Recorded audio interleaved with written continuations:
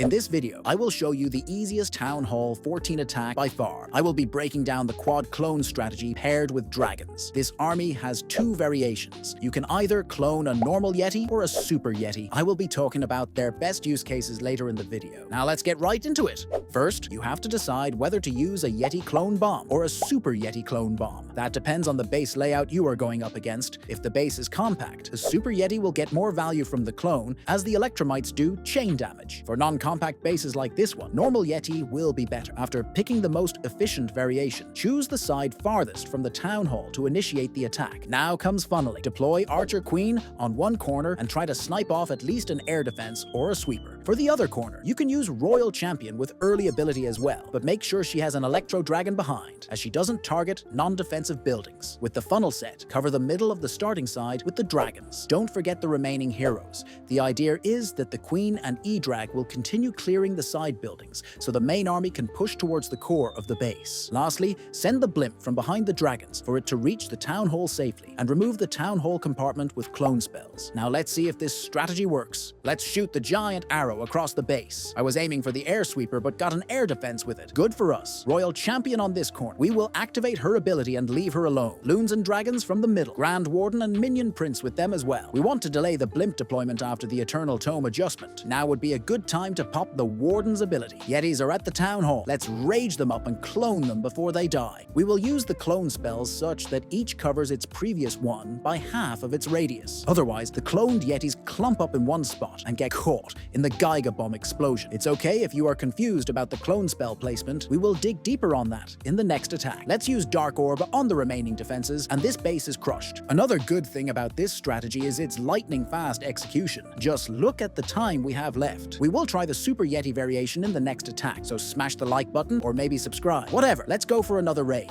Against this base, we will approach from the top right side, as it is the most distant from the town hall. We will deploy the Queen on 3 and RC on 12 o'clock to narrow down the starting side. Dragons will be deployed in between them and follow the created path all the way to the core. Then we will pop the blimp on top of the clan castle, and then overlap the clone spells towards the town hall. That way, Super Yetis can clear both of these areas with their chain damage. After that, it will be a matter of time before dragons take down the rest of the base. You have to perfectly align the Queen with your target, otherwise the giant arrow will not hit it. Let her go solo. She will be fine as long as she has healer puppets. For the other corner, send the Royal Champion and use the shield and spear combo. It's fine if you don't have rocket spear equipment. You can pair just anything with the Seeking Shield. Always use an 𝘼𝙤𝙬𝙦 to deal with those trash buildings behind RC. I highly recommend taking some balloons and dropping them before the dragons. If you get lucky, they might trigger some Seeking Air Mines. Try not to clump up the dragons while deploying, or multiple of them will be damaged by the Eagle artillery. Always make sure Grand Warden is in air mode unless you want a random cannon to pick him up. After the Eternal Tome rework, you can use the Warden ability whenever you want. I think the most efficient way would be using it after the main force has lost a small portion of their HP. That way, everyone can heal and regain their hit points while they are immune. You need to be quick with the first clone spell deployment, as the Yetis will be taking a lot of damage after they have landed, and you don't want them to die before they are cloned. Also, you must duplicate the Yeti itself, not the clones. For those who haven't quite understood how to overlap the spells, let me share an understandable image. Using the spells this way, you can both cover a vaster area and also avoid splash damage. Just make sure to use the Rage spell on the Town Hall compartment. You don't necessarily need to reach the Town Hall with the blimp. Remember, you can always overlap the clone towards the Geiger Inferno to secure it. I like to save up my Prince ability for the back end of the base, which is a gamble, honestly. Sometimes it clutches, sometimes it stays unused. Some people may argue that the value from the Yeti clone bomb isn't worth the investment. Yes, I completely agree with you on that part, but after witnessing all the tanking they do for the dragons, I have changed my mind. So I recommend you give this army a go and see for yourself if it works. As this is a spam strategy,